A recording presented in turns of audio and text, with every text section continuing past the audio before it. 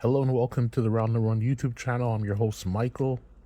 Tonight's episode is simple. I only got two stories, but they're both heavy. First, I'm going to be talking about the passing of Ted Turner and TKO allegedly asking talent to take a 50% pay cut, even on brand new contracts. Two stories that say a lot about where wrestling came from and where it's going. Okay, so let's start with Ted Turner, the man who changed television, news, and wrestling.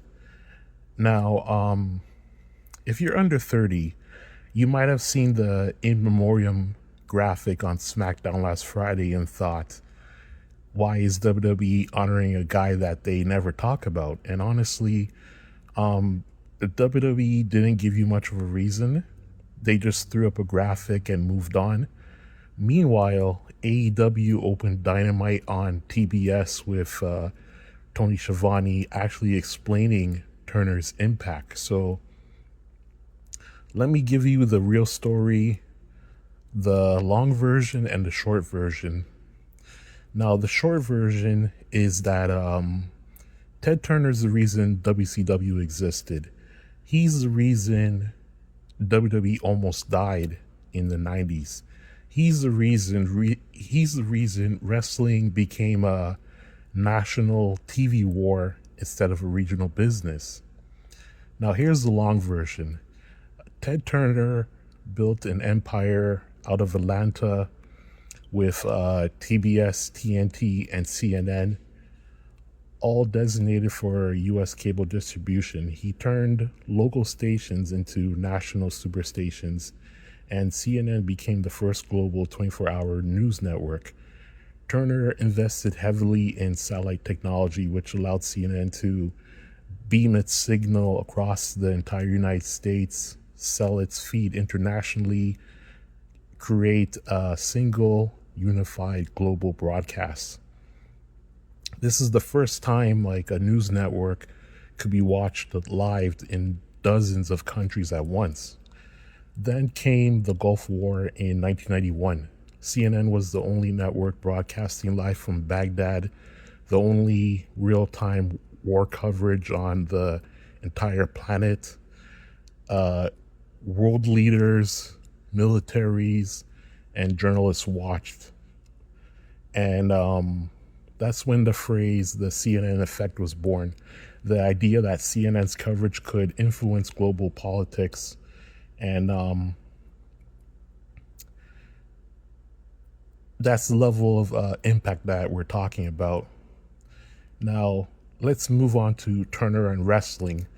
So by the mid-1980s, Jim Crockett Promotions, which was the last major NWA territory, was collapsing financially. Turner had already aired Georgia Championship Wrestling and JCP, Jim Crockett Promotions for short, on TBS for years. He knew wrestling drew ratings. He knew losing it would hurt his network. So in 1988, he stepped in and he finalized the deal to acquire Jim Crockett Promotions. This happened on November 3rd, 1988. He then formed Universal Wrestling Corporation to absorb JCP's assets, and then he rebranded as World Championship Wrestling, WCW. And Turner's motivations were simple. Wrestling was the ratings anchor. He hated Vince McMahon's attempt to take over TBS during Black Saturday, and Turner wanted a national competitor to the WWF. So Turner didn't just buy a wrestling company, he protected his network and accidentally created the only promotion that ever beat Vince McMahon. WCW became a national powerhouse because Turner gave it national cable distribution, big budgets, corporate infrastructure, and also primetime TV on TNT. And under Eric Bischoff, WCW eventually surpassed WWF during the Monday Night Wars. That's why Turner matters. That's why AEW honored him. And that's why WWE's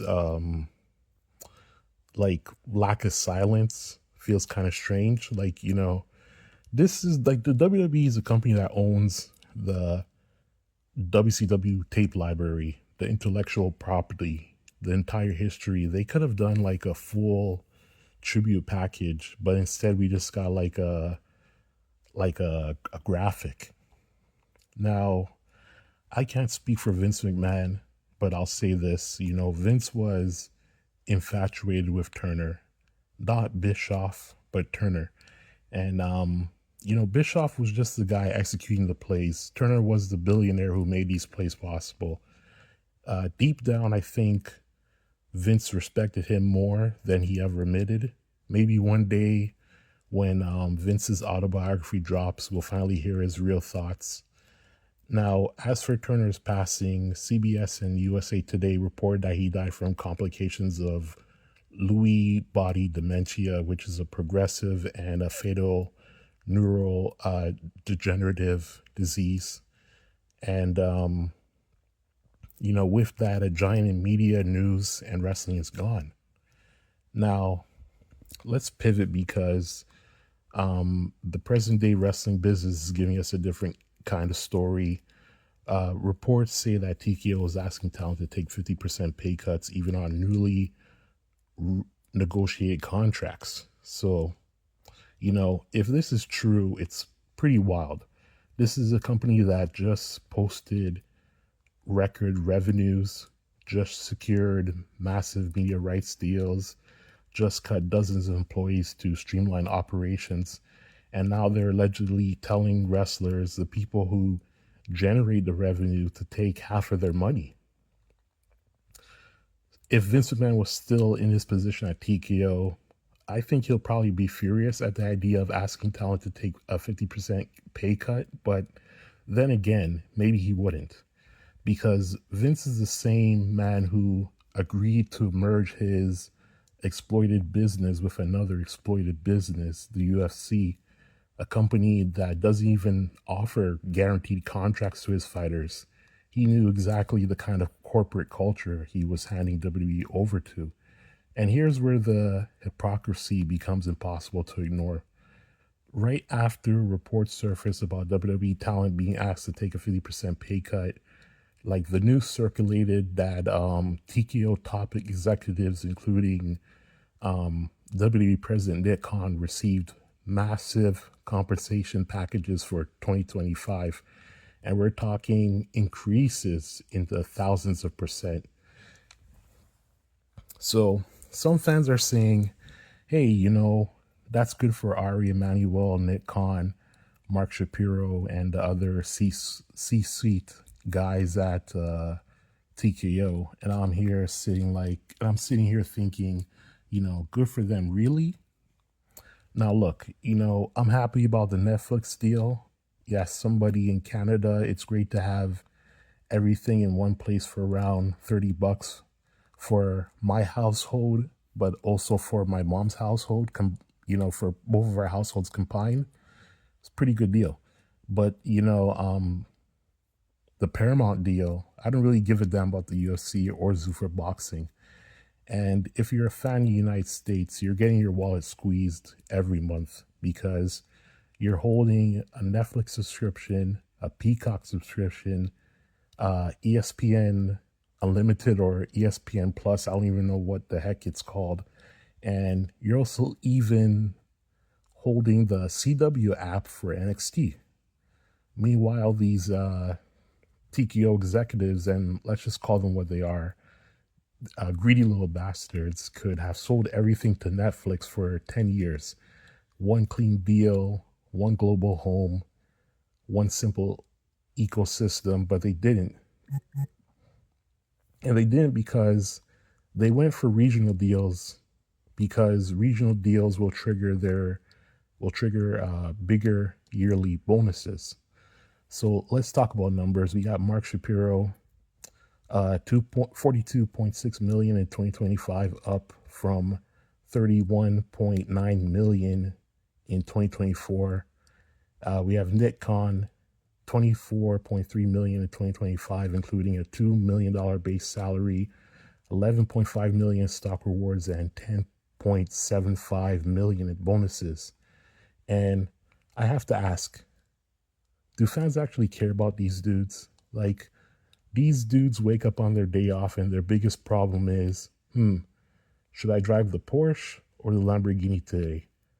Should I have filet mignon for lunch or lobster? What color should my yacht be this year? You know, these are the struggles for these guys. Meanwhile, do you know what percentage of total revenue goes to WWE wrestlers? I heard it's somewhere around 15%. It could even be lower, 13%. Actual sports leagues, they're above 50%.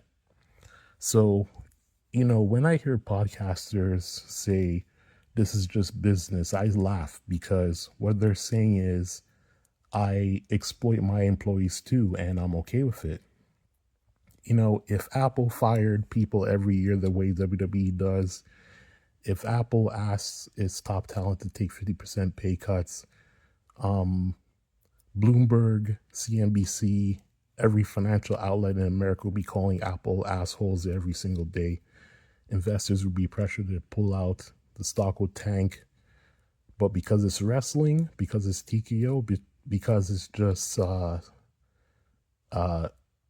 sports entertainment, people shrug. And, this isn't just business. This is exploitation dressed up as corporate strategy.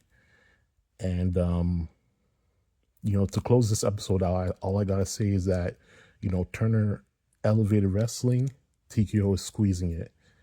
So rest in peace to Ted Turner and to the TKO. And to TKO, guys, you got to do better. Okay, so that's it for this weekend edition of round number 1. Leave your comments down below. I'll try to get back to them. And have yourself a great weekend. Happy Mother's Day.